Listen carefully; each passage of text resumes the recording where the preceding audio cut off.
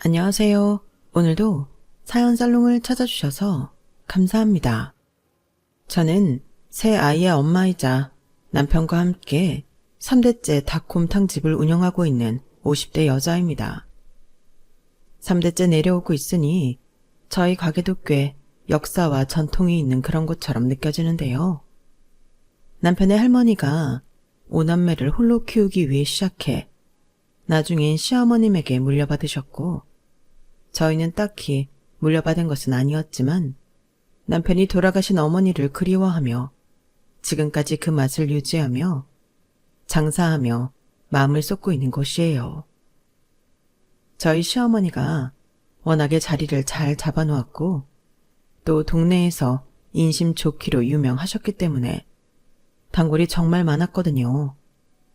그리고 어떻게 보면 저희는 그 혜택을 그대로 누리고 있는 셈인데, 그래서 그 덕으로 지금껏 저희 가족이 잘 살고 있다고 생각합니다. 살아계실 때도 그렇게 저희를 위해 아낌없이 내어주시더니 돌아가시고도 그렇게 큰 은혜를 받으며 살고 있죠. 그리고 그뿐만이 아니에요. 다행히 오시는 단골 손님 중 한 분이 음식 맛을 보시고는 이야, 엄마가 하던 맛이랑 똑같네. 아들이 얼굴만 닮은 게 아니라 솜씨도 빼다 박았어. 잘 먹고 갑니다. 앞으로 오래오래 해요. 내가 계속 여기 와서 밥 먹을 수 있게. 라고 칭찬을 해주신 적도 있었는데, 그때 저랑 남편이 얼마나 안심을 하고 기뻤는지 모릅니다. 특히 음식의 대부분을 책임졌던 남편은 어깨가 하늘 높은 줄 모르고 올라갔는데요. 저희 남편이 좀 마마 보이거든요. 그건 결혼하기 전부터 이미 알고 있었어요. 얼마나 자기 엄마를 끔찍하게 생각하는지.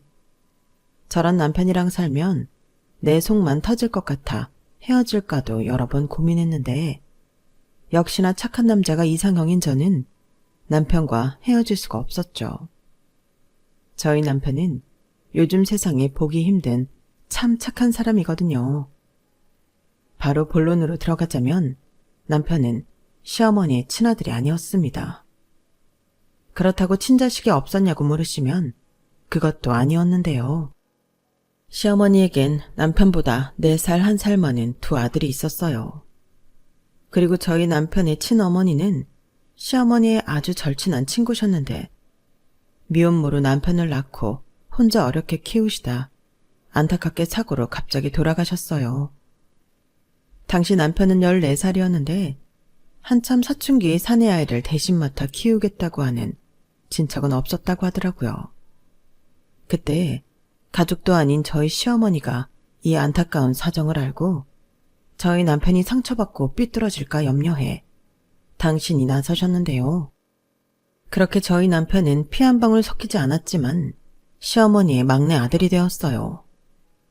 좀 복잡하긴 했지만 정식으로 입양 절차까지 마쳐 시어머니와 남편은 누가 뭐라고 해도 서류가 증명하는 모자지간이었는데, 진짜 모자지간이 되기까지는 꽤 오랜 시간이 걸렸다고 합니다.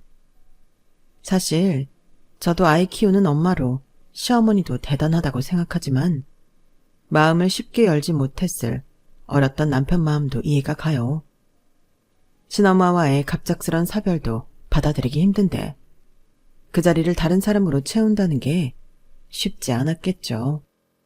그리고 시어머니 역시 그걸 당연하게 생각하시며 기다리셨다고 했는데요. 시어머니 말씀으로는 그 기간이 10년, 20년 같이 길게 느껴지셨다고 하셨어요. 사실 시어머니가 살아온 인생도 그다지 편안한 삶은 아니셨는데 제가 다 안타까울 지경이었죠. 남편을 입양할 당시 시어머니는 여자와 도박에 빠진 남편과 이혼을 하고 병든 시어머니를 모시며 두 아들과 살고 있으셨어요. 그러니까 저희 남편을 입양할 당시에도 그리 넉넉한 형편은 아니었던 건데 어떻게 그런 용기가 나셨는지 그저 존경스러울 뿐입니다.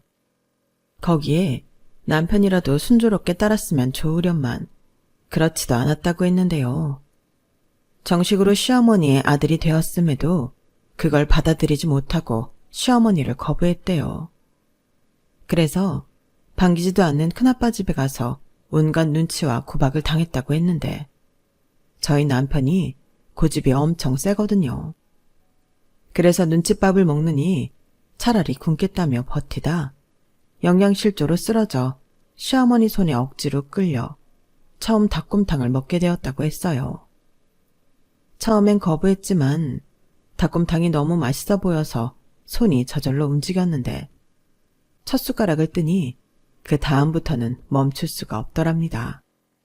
그 맛이 얼마나 깊고 맛있었던지 정말 개눈 감추듯 허겁지겁 그릇을 비웠다고 했어요. 그리고 그 모습을 본 시어머니가 눈물로 고생 그만하고 자기랑 살자고 애원하듯 남편을 붙들었다고 했는데 그놈의 똥꼬집으로 또 버티자 결국엔 큰엄마가 다 큰 조카 키우는 거 버겁다고 떠밀어 하는 수 없이 시어머니 집에 가게 되었다고 하더라고요. 그리고 예상대로 거기서도 참 힘든 시간을 보내야만 했는데 그건 바로 시어머니의 친아들들의 텃세였죠. 형들은 남편을 자기 집에 온 거짓 정도로 알고 자기들이 함부로 해도 된다고 생각했대요. 원래 형제들이 나쁜 짓 할 때는 사이가 좋다고 둘이 짜고 그렇게 남편을 괴롭혔다고 하는데 시어머니한테 걸려서 몇 번을 호되게 혼이 나도 그때뿐이었다고 했어요. 게다가 그곳엔 형제들을 감싸는 할머니까지 계셨으니 그 할머니는 당신 손주들이 나쁜 짓을 하는 걸 알면서도 그걸 외면했다고 했는데요. 그러다 저희 시어머니가 당신 친아들 둘을 심하게 혼이라도 내면 그 할머니가 왜 이쁜 자기 손자를 혼내냐며 굴러온 돌이 박힌 돌 뺀다고 또 저희 남편을 구박했다고 합니다. 참 눈물 없이 들을 수 없는 슬픈 사연이죠. 저도 그런 이야기를 연애할 때 다 들었어요.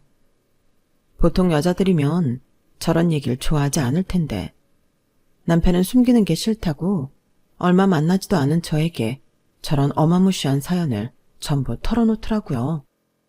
저기 현수 씨는 그런 얘기를 늘 아무렇지 않게 해요? 보통 여자들은 그런 얘기 들으면 부담스러워할 텐데. 그렇죠. 사실은 저도 알아요. 근데 이런 제 상황을 이야기하지 않으면 나중에 사이가 더 좋아졌을 때 얘기해야 하니까. 그럼 그땐 서로가 더 힘들어지더라고요.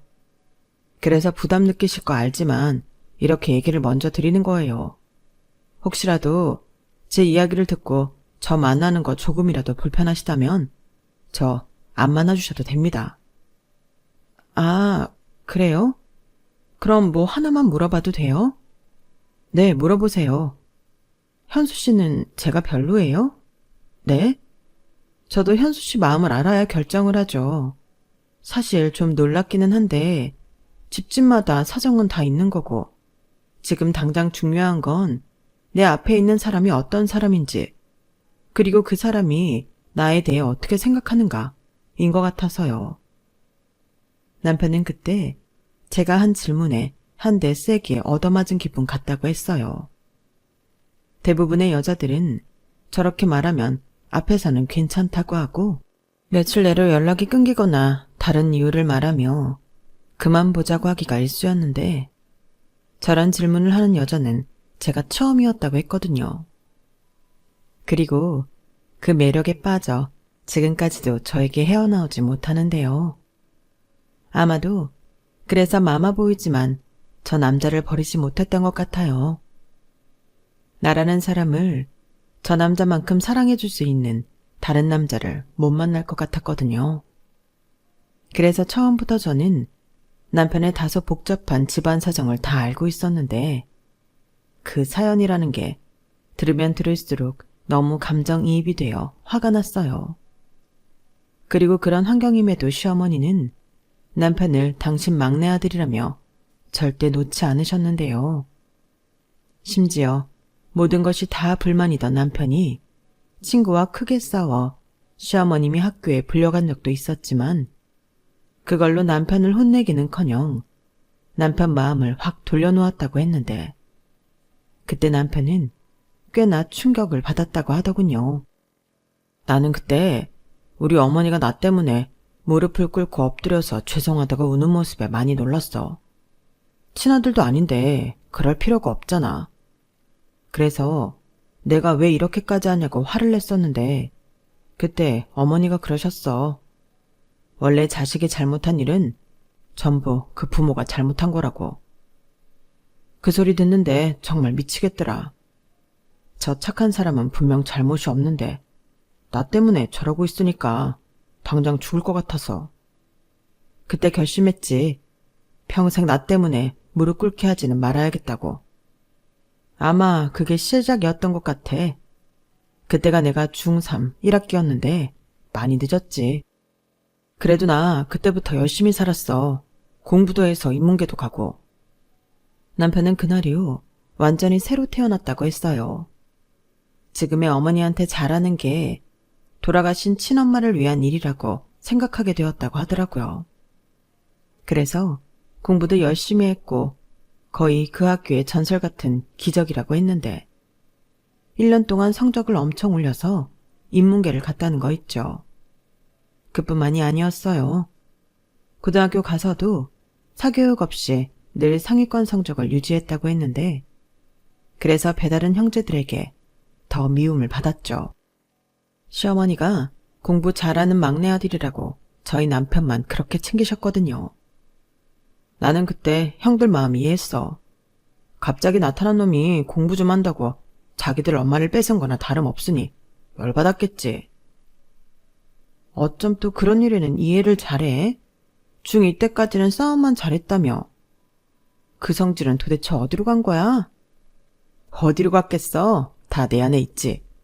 근데 나는 어머니가 속상한 일은 안 하기로 나 자신이랑 약속했으니까.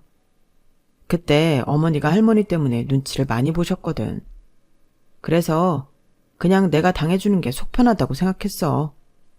물론 어머니는 늘 나한테 미안하다고 하셨지만 그럴 필요 없는데. 가만 보면 두 사람 그런 면에서 엄청 닮았어. 가끔은 말이야 아주버님들보다 자기가 더 어머니 친아들 같다니까? 와, 그 소리 엄청 기분 좋은데 그냥 하는 소리 아니지. 우리 마누라가 또 마음에 없는 소리 못하는 성격이잖아. 이렇듯 남편은 스스로 시어머니의 아들이 되기로 결심한 날부터 지금까지도 한결같은 사람이에요. 그리고 저는 진작에 남편이 이런 성품을 가진 사람이라는 걸 알았기에 친정 부모님이 반대를 해도 결혼을 강행했는데 지금이야 우리 사위라고 엄청 챙기지만 저도 한때는 힘든 시간을 보내야만 했어요. 그리고 역시 저희 부모님 마음을 돌려놓으신 사람도 저희 시어머니셨는데요. 저희 시어머니가 저희 부모님에게 찾아가 당신이 얼마나 저희 남편을 아들로 사랑하는지 그 마음을 절절하게 말씀하셨다고 하셨어요. 그 말에 저희 엄마가 얼마나 미안해하시고 울었는지 마침 두 분이 나이도 같으셔서 사돈지간이 아닌 친구가 되셨어요. 그 덕에 저는 친정 부모님과도 관계를 회복하고 또 시어머니 사랑 듬뿍 받는 막내 며느리가 되었는데 아주버님과 결혼한 형님들과 힘든 시간을 보내야 했던 것 빼고는 저 역시 시댁에 가는 걸 좋아하는 며느리였죠. 그리고 감사하게도 집이며 예물이며 어느 아들 못지않게 해주셨는데요. 그때도 두 아주버님은 난리를 쳤지만 저희 친정 부모님은 그런 사실까지는 모른 채 감사해 하셨어요. 물론 저랑 남편도 거기까지는 기대하지 않았기에 놀랍고 감사했는데요. 저는 정말이지 같은 여자지만 시어머니를 존경하게 되었어요. 저는 죽었다 깨어나도 저희 시어머니처럼은 될 수 없을 것 같았거든요. 그만큼 저희 시어머니는 제가 본 어른 중에 제일 어질고 심지가 곧은 참어른이셨는데 그러니 30도가 훌쩍 넘는 폭염 속에서도 한결같이 닭곰탕을 끓이셨겠죠. 그리고 시할머니가 돌아가신 이후에는 힘든 사람들한테 매일 아침 6시에 무료 식사를 제공했는데요. 시어머니는 늘 이렇게 말씀하셨어요. 아침밥을 든든하게 먹으면 아무리 힘든 하루라도 버틸 수 있는 거야. 저 말을 당신 좌우명처럼 지키고 사신 분인데 그래서 저희도 그 뜻을 이어가고 있는 중이지만 말이 쉽지. 매일 아침 식사를 준비한다는 건 보통 마음으로는 할 수 없는 일이더라고요. 그만큼 저희 시어머니는 당신 어려울 때를 잊지 않고 어려운 사람을 돕겠다는 마음으로 평생을 사신 분이셨는데요. 그 때문인지 저희 시어머니 가게는 작은 규모에 비해 돈을 제법 많이 벌었고, 또 동네에서도 회장님 가게라며 명절 같은 날에는 선물도 따로 챙겨 오시고 그러셨어요. 왜 많은 사람들이 칭송하고 따르는 어른 있잖아요. 그런 사람이 저희 시어머니셨죠. 그래서 저도 그런 시어머니를 닮고 싶었는데요. 남편은 시어머니 뜻에 따라 꽤 이름 있는 명문대에 들어가 대기업에 취직했는데, 시어머님이 배움이 짧으셔서 늘 그걸 한으로 생각하신 분이셨거든요.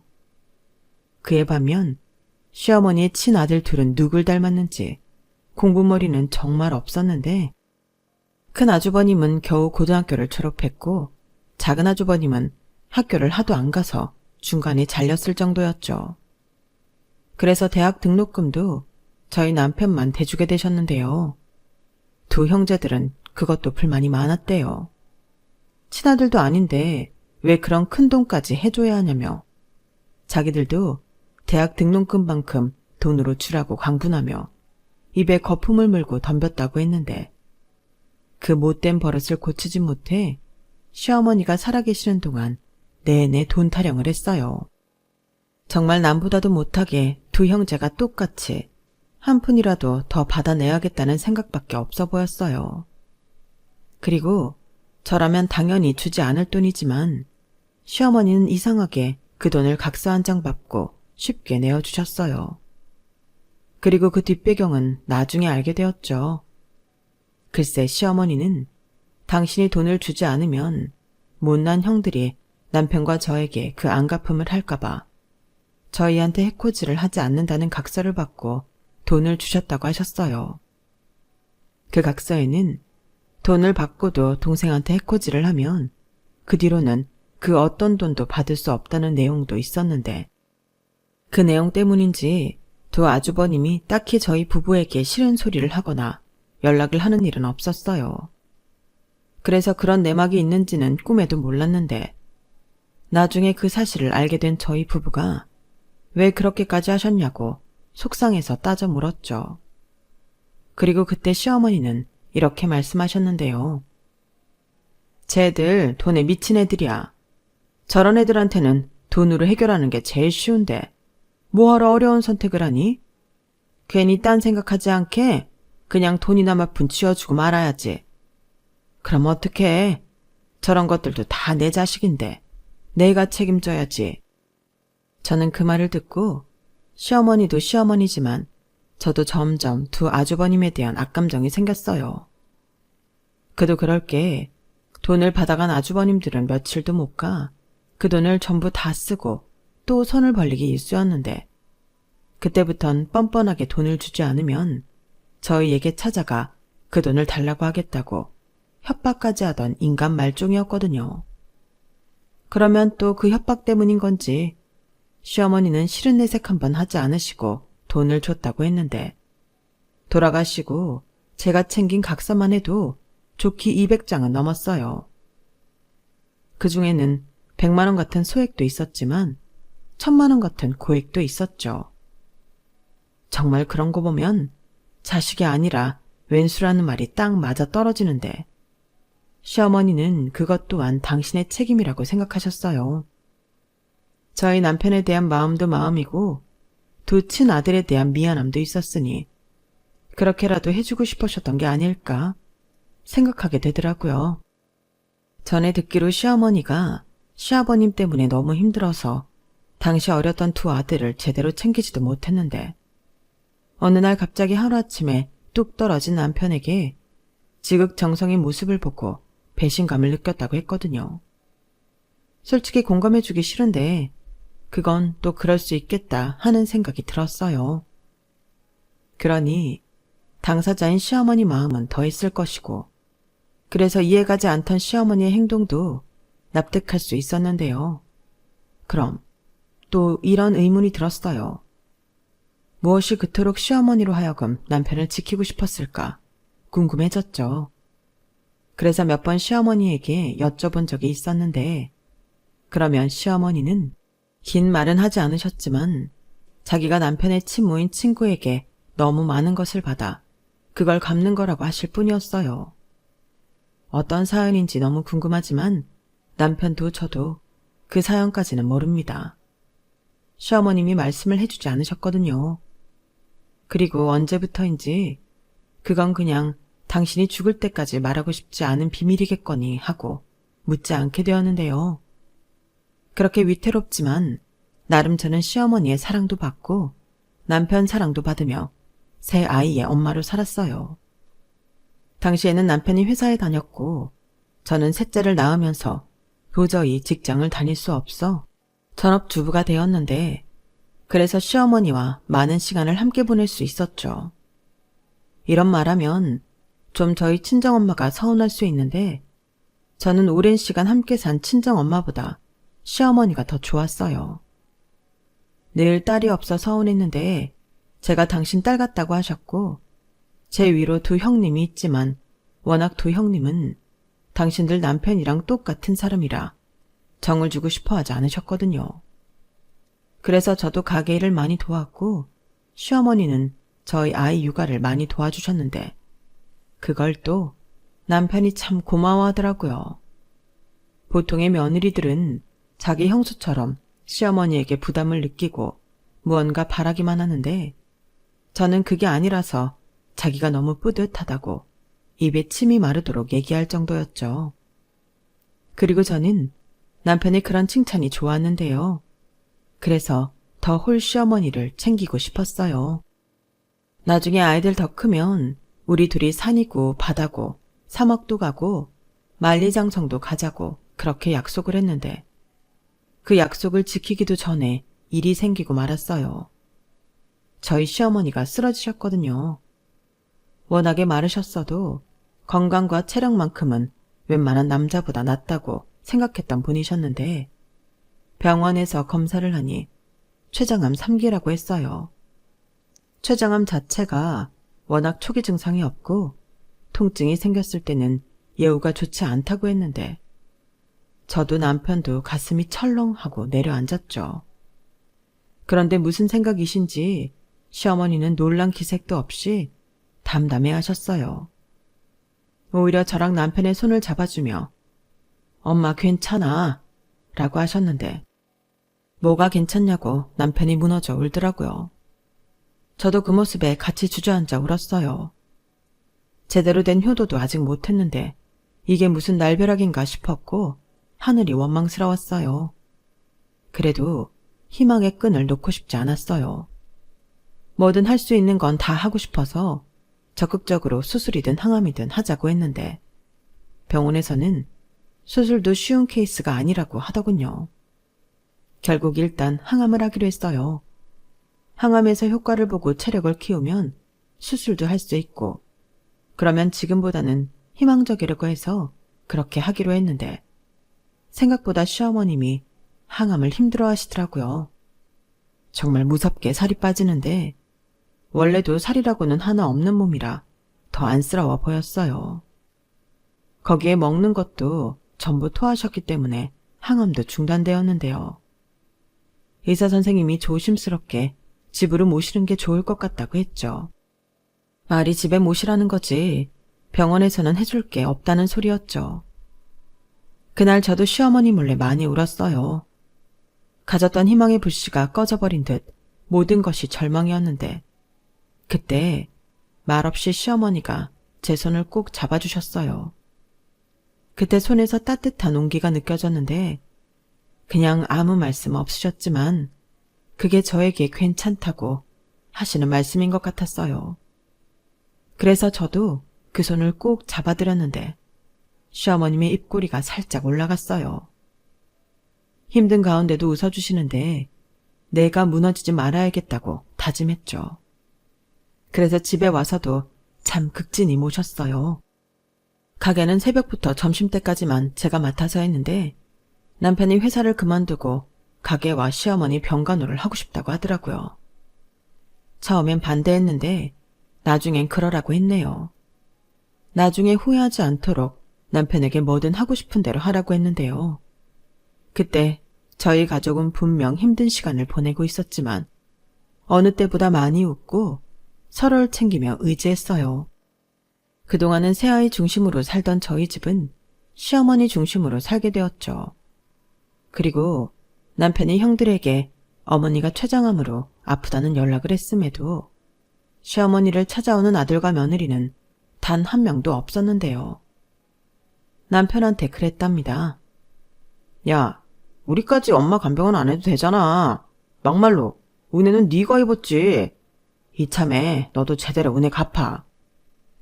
세상에, 저는 남편한테 저 말을 듣고 다시 전화를 해서 올 거 없다고 한바탕 하고 싶었는데 남편이 하지 말라고 말렸어요. 괜히 어머니 알게 해서 속상하게 하고 싶지 않으니 우리끼리만 알고 우리가 다른 형이랑 형수 목까지 하자고 했는데 그러면서 남편이 저에겐 미안하다고 말하더라고요. 회사를 그만둔 것도 시어머니 모시고 또 병수발까지 들게 해서 자기가 정말 미안하다고 했는데 저는 괜찮다고 했어요. 물론 100% 진심이었고 이렇게라도 시어머님이 다시 건강하게만 된다면 몇 년이고 몇 번이고 할 수 있다고 생각했는데요. 솔직히 생각만큼 쉽지는 않았어요. 새 아이 챙기고 시어머니 챙기고 또 가게 일도 해야 했으니 몸이 10개라도 여유라는 게 당최 생기지 않더라고요. 그래도 시어머니 앞에서는 표내지 않으려고 괜히 허풍도 떨고 그랬는데 아마 시어머니는 다 아셨을 거라고 생각합니다. 그래서인지 저희 시어머니는 저에게 부담 주지 않으려 하셨어요. 마지막까지 당신이 할 수 있는 건 당신께서 한다고 하셨는데 워낙 그런 성격이라는 걸 아는 저는 알겠다고 했죠. 그리고 시어머니는 당신이 살던 집을 정리하자고 하셨는데요. 그 집이 오래돼서 팔아도 얼마 되진 않겠지만 그래도 그 돈으로 우선 병원비랑 약값 나간 거 하자. 네? 뭐 얼마나 썼다고? 아니야. 어차피 나는 여기 있고 그 집엔 아무도 없는데 뭐하러 빈집 만드니? 그냥 팔아서 니들 가져라. 싫은데? 어머니 얼른 나와서 댁으로 가셔야죠. 돌아갈 집이 있어야 그래도 힘이 나지 않을까요? 왜? 내가 여기에 오래 있을까봐 무섭냐? 네, 무서워요. 그러니까 얼른 나와서 어머니 집에 가세요.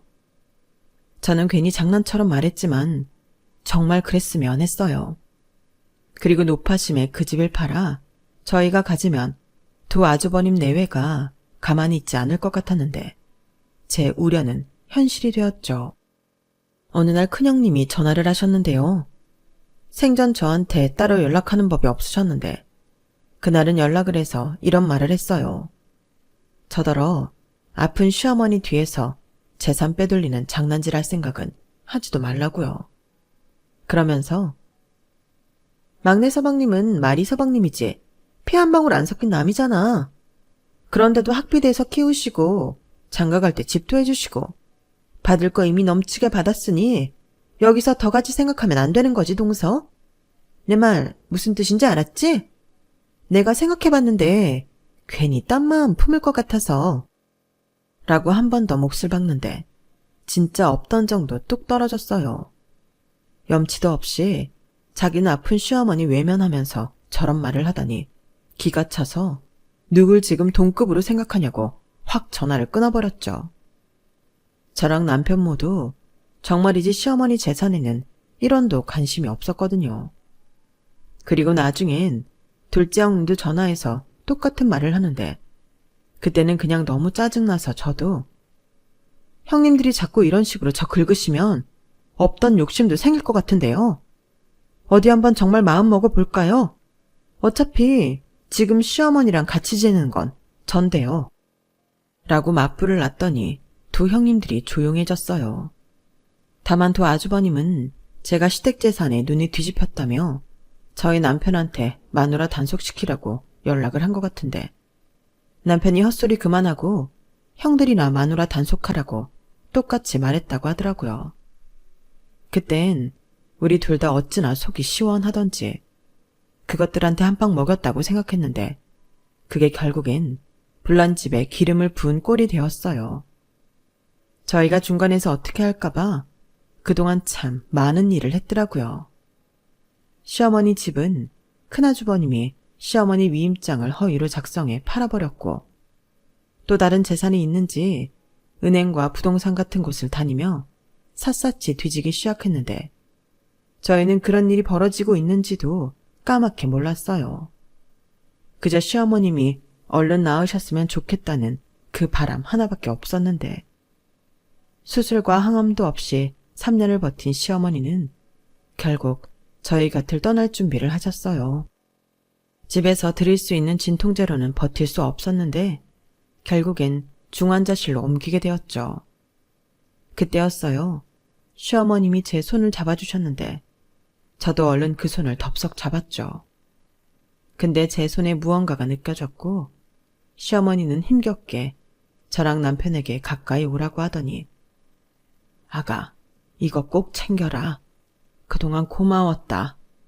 라고 하셨어요.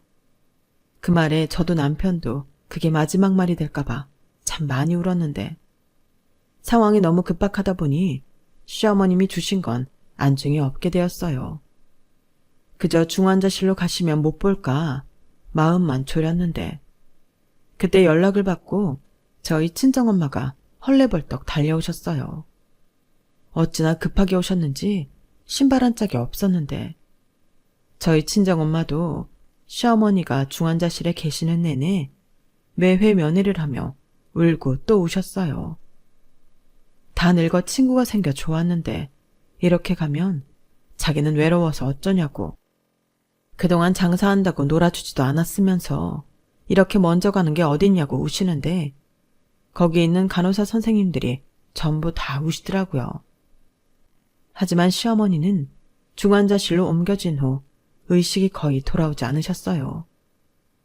저희 친정엄마의 말도 들으셨는지 못 들으셨는지 그 어떤 반응도 없었는데 결국엔 그렇게 시어머니는 당신을 사랑하는 저희 곁을 떠나셨어요. 의사 선생님의 사망 선고를 듣고 저희 부부와 아이들은 목 놓아 울었죠. 그리고 저는 언제 다시 잡아볼까 하는 손으로 시어머니 손을 잡았는데요. 아직도 느껴지는 온기에 제 가슴이 한 번 더 미어졌죠. 그리고 저희 가족이 정신을 차릴 새도 없이 장례 절차를 밟아야 했는데 그게 정말 힘들더라고요. 마음 추스릴 시간도 없이 부고장 쓰고 설명 듣고 조문객을 받아야 했는데 이게 너무 힘들었어요. 그동안은 조문만 하러 가서 잘 못 났는데 해보니까 제정신으로 하는 게 아니더라고요. 그런 가운데 연락을 받고 나타난 두 아주버님과 형님들은 손님 대접은커녕 밥만 먹고 자기들끼리 뭐가 즐겁다고 깔깔거렸는데 상복까지 입고 저러고 싶을까? 속에서 분노만 끓었어요. 하지만 시어머니 마지막 가시는 길이고 또 남편도 있으니 저는 참을 인을 가슴에 새기며 참았는데요. 그때 제 속도 모르고 두 아주버님이 남편에게 어떤 종이 한 장을 내밀며 말했어요. 시어머니의 유언장이라며 모든 재산은 친자식에게 남긴다는 내용이었는데요. 저희 남편더러 그랬어요. 너는 친자식이 아니니까 유산 받을 권리가 없어. 아무리 우리 엄마라고 해도 마지막엔 자기 핏줄 챙기지 않겠냐? 그러니까 시끄럽게 굴지 말고 여기에 도장 찍어라. 형, 진짜 너무한다. 내가 언제 한 번이라도 어머니 재산 얘기한 적 있어? 도대체 마지막까지 왜 그래? 지금 이런 거 따질 시간이 아니잖아. 어머니 장례 중이야. 야, 나는 너의 그런 유산이 너무 소름 끼쳐. 누가 들으면 네가 친자식이고 내가 남의 자식인 줄 알겠다.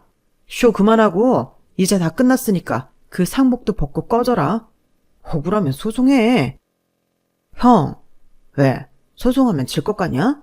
하긴 너 똑똑하잖아. 잘 생각해봐. 이게 승산 있는 게임인지. 그래도 내가 그간의 정을 생각해서 엄마 납골당에 모시면 그 주소는 보내줄게. 한 번씩 찾아가서 또 위선 떨어봐. 대신 내 눈에는 띄지 말고. 알았냐? 뭐해? 도장 찍어. 저는 큰 아주버님 손에서 펄럭이는 종이를 보고 참지 못하고 달려가 유서인지 뭔지를 푹푹 찢어 갈겼어요. 그 유서가 진짜일 리 없다고 생각했거든요. 그리고 저도 똑같이 소송하라고 말했는데요. 창피한 일이지만 거기서 완전 개싸움이 벌어졌어요. 그 와중에 큰형님은 쓰러지는 명령기까지 펼치셨는데 그 모습이 고스란히 CCTV에 찍혔죠. 그리고 소송을 하든 지랄을 하든 시어머니 장례 끝나고 하자고 장례 치르기 싫은 사람은 가라고 했는데요. 제일 먼저 내뺀 사람은 작은 형님이셨어요. 그리고 하나 둘 빈소를 나갔는데 발이 나는 날 곱게 차려입고 다시 나타났더군요. 그리고 상복을 반납하고 제 옷을 입는데 그때 시어머니가 주신 명함이 있었어요. 변호사 명함이었는데 그때 딱 감이 왔죠. 근데 명함 뒤는 볼 생각을 못했는데 우연히 명함 뒤를 봤더니 이 사람 찾아가라. 거기에 내 유언장이 있다. 하나도 뺏기지 말고 니들이 챙겨라. 라고 삐뚤빼뚤한 글씨가 적혀 있었어요. 그동안 몸도 아프신데 이런 건 언제 준비를 하셨던 건지 저는 또다시 눈물이 났는데요. 남편과 변호사 사무실을 찾아가니 정말로 그곳에 저희 시어머니 유언장이 있었어요. 저희 시어머니가 소개로 전화를 하고 집으로 오라고 해서 방문해서 작성했다고 했는데 아마도 저랑 남편이 가게에 갔을 때를 이용해 준비를 하신 모양이더라고요. 그리고 그 유언장에는 당신의 모든 재산을 막내 아들과 막내 며느리에게 똑같이 남긴다는 내용이 있었는데요. 마지막에 이런 내용도 있었어요. 이 유언장 외에 다른 유언장은 없다. 그 내용에 남편 눈이 동그랗게 변했는데 그때 분명 큰 아주버님이 유언장이라고 보여준 게 있었으니 남편이 놀란 눈치더라고요. 내가 그랬잖아. 그거 가짜 같다고. 어머니 아픈 동안 한 번도 오지 않은 것들이 어머니 유언장을 어떻게 갖고 있어? 그래도 어떻게 유언장을... 아마 사모님 말처럼 위조했을 겁니다. 그런 경우 많아요. 제가 더 알아봐야겠지만 위조한 사실이 맞다면 그에 따른 처벌도 가능합니다. 어머니가 작성한 이 유언장은 공증까지 다 받은 정식 유언장이거든요. 제가 다른 자녀분들에게도 연락하도록 하겠습니다. 변호사님은 그런 케이스가 적지 않다며 놀란 남편에게 말했어요. 그리고 며칠 지나지도 않아 그 유언장이라는 건 가짜라는 게 밝혀졌는데요. 그때부터 저희는 빠르게 대응하기 시작했어요. 유언장 위조는 상속조차 받을 수 없을 정도로 큰 잘못이었거든요. 무엇보다 재판을 맡은 판사님이 정말 화가 많이 나셨는데 시어머니가 살아계실 때도 위임장을 허위로 작성해 집을 팔아 그 돈을 챙겨 다 날린 것까지 드러나 판사님에게 첫째와 둘째는 이미 고인이 살아있을 때 챙길 만큼 다 챙겨 이후 유산을 더 받을 자격이 없다고 판결하셨어요. 거기에 고인인 모친도 그걸 원하기에 그 유서 내용에 이의를 제기할 수 없다고 하셨는데요. 그로 인해 시어머니의 부동산, 토지, 적금 및 예금 재산까지 모두 저희 부부가 상속받게 되었어요. 그러자 항소도 하고 할 수 있는 건 다 해본 두 아주버님과 두 형님이 나중엔 찾아와 인정할 수 없다며 횡포를 부리기도 하고 애걸복걸도 하며 한동안은 우리를 괴롭혔는데 그때 시어머니가 꼬박꼬박 받아놓은 각서가 생각이 나더군요. 여기 각서 보면 저희한테 해코지 안 하겠다는 내용이 있어요. 그리고 만약 저희에게 해코지하면 이때 받아간 돈의 2배씩 내놓기로 되어 있는데 무슨 소리야? 그리고 그 돈을 받을 사람이 이미 죽었는데 그게 무슨 효력이 있지? 그건 그냥 종이 쪼가리에 불과해. 아닌데요. 이거 다 일일이 공증 받아놓으신 거고요. 여기에 당신이 못 받으면 저희 남편이 대신 받게 되어 있어요. 이것도 한번 소송 걸어볼까요? 그럼 이게 다 얼마야? 구라까지 마. 무슨 무식한 노인네가 그런 것까지 했다는 거야. 괜히 우리한테까지 돈 뜯어내려고 니들이 우리 엄마 아플 때 장난쳐 놓은 거 아니야? 친자식도 아닌 거지 같은 게 네가 뭔데 우리 엄마 재산을 다 가져. 내놔. 우리 엄마 돈 내놓으라고. 내 돈이야. 저는 큰아주버님이 제 남편의 멱살을 잡는 순간 경찰에 신고했어요. 사진도 잊지 않고 찍었는데 나중엔 그걸로 접근 금지 신청도 했죠. 그리고 찾아오는 족족 경찰에 신고를 했더니 그 뒤로는 찾아오지 않았어요. 제가 정말로 그 각서들로 소송을 진행했거든요. 돈을 받든 받지 못하든 액션을 해야겠다는 판단에 저희 유산 상속 관련 재판을 해주신 변호사님 통해 진행했는데 변호사님도 저런 것들은 혼쭐이 나야 한다며 적극 도와주셨어요. 얼마나 남이 보기에도 쓰레기였으면 이렇게 자기 일처럼 도와주시겠냐고요. 그 덕에 저희 부부는 그제야 시어머니와 사별하고 그리워할 시간을 갖게 되었는데요. 가게 문도 한참 닫아놓았더니 그 앞엔 국화가 잔뜩 있더라고요. 그 뒤 저희는 이사를 준비했어요.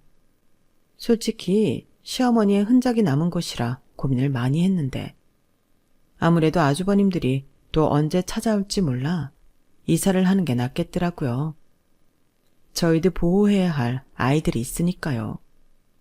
그래서 살던 집을 정리하고 다른 곳으로 이사를 했는데요.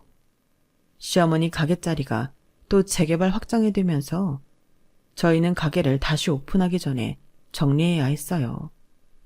오픈을 하더라도 닫아야 했기에 그럴 바에는 그냥 정리를 하기로 했죠. 그리고 우리 부부 둘 다 자기 자리로 돌아갈 참이었는데 남편이 시어머니의 닭곰탕집을 계속 하고 싶어 했어요. 그땐 저희 친정 부모님이 미래를 위해 좀 말리시긴 했는데 워낙 시어머니에 대한 남편의 효심을 알고 있던 터라 나중엔 그러라고 하시더라고요. 그리고 저희 엄마까지 오셔서 새로운 곳으로 이전하게 되었는데요. 시어머님이 아플 때 대신 가게를 한다고 배워놓은 게 크게 한몫을 했어요. 게다가 시어머니표 닭곰탕 맛을 아는 남편이 있으니 시간이 걸리긴 했어도 그 맛을 다시 찾을 수 있었는데 그 덕에 지금까지도 저희는 장사를 하며 사이좋게 잘 지내고 있습니다. 때론 너무 힘들고 고된 일이라 이렇게까지 할 필요가 있나 싶기도 한데 이런 힘든 걸 혼자 묵묵히 했을 시어머니 생각에 그런 아니란 생각은 금방 사라졌어요. 그리고 요즘은 둘째 딸이 할머니 솜씨를 닮았는지 자꾸만 음식에 관심을 보이고 있는데요. 자기가 그러더라고요. 자기가 나중에 여기 가게를 물려받아 하면 4대 닭곰탕이냐고요. 그 말에 저랑 남편이 웃으며 그랬어요. 네가 하고 네 자식이 또 하고 그 자식이 또 하면 10대도 되고 20대 내려오는 닭곰탕집이 될 수 있다고 하니 저희 딸 눈이 초롱초롱하게 빛이 나더군요. 어쩜 피 한 방울 섞이지 않았다고 하는데 남편도 그렇고 제 아이까지 시어머니를 닮았을까요? 저는 지금도 펄펄 끓는 가마솥을 보면 시어머니의 굽은 등이 생각납니다. 그리고 10마디 말보다 제 손을 잡아주던 그 감촉과 온기를 기억하는데요. 부디 하늘에서는 아프지 말고 고생하지 말고 저랑 못한 여행 다니시면서 재미나게 지내셨으면 좋겠어요. 비록 친자식들은 저런 괴물이 되어 자기 인생을 파먹고 살지만 마음으로 길러준 저희 남편과 저는 평생 당신을 그리워하며 살 테니 그걸로 위안을 삼으셨으면 좋겠습니다. 아, 자기만 두고 가냐고 울던 저희 엄마는요. 발이 난 다음 날 시어머니가 당신 꿈에 나와서 고마웠다고 인사를 했다는데요. 저희 엄마는 다음 생이라는 게 있다면 그땐 아주 어릴 때 저희 시어머니를 만나 또 친구가 되고 싶다고 하셨어요. 이번 생에 제대로 놀지 못한 한을 그때는 꼭 푸시겠다고요. 그 말을 하시는데 저희 엄마 눈에는 또 눈물이 고였고 제 눈에도 눈물이 흘렀는데 시어머니도 이런 저희 무녀의 애틋한 마음을 알고 계시겠죠. 올해로 벌써 시어머니를 떠나보낸 지 8년이 되었는데 저랑 남편은 아직도 시어머니가 너무 그리워요. 너무 좋은 분이셨기 때문에 더 그런 게 아닌가 생각하며 오늘도 저는 조금이라도 저희 시어머니를 닮은 사람이 되고자 노력하려 합니다. 지금 이 글을 쓰고 있는 시간은 새벽 4시예요. 오늘따라 시어머니 생각에 잠이 오지 않아 사연을 쓰게 되었는데 조금 있으면 가게에 나가 무료 아침 식사를 시작해야 되겠네요. 오늘은 조금 더 긴 하루가 되겠지만 어쩐지 유독 보람있고 좋은 하루가 될 것 같은 예감이 드는 날인데요. 그럼 지금까지 제 이야기 함께 해주셔서 깊은 감사한 마음을 전하며 건강하시고 여러분들의 가정엔 평화와 화목한 일만 가득하길 바라겠습니다. 감사합니다. 여러분, 사연 댓글에 응원과 현명한 조언 부탁드려요. 좋아요와 구독은 저에게 큰 힘이 됩니다. 오늘도 좋은 일 가득하세요.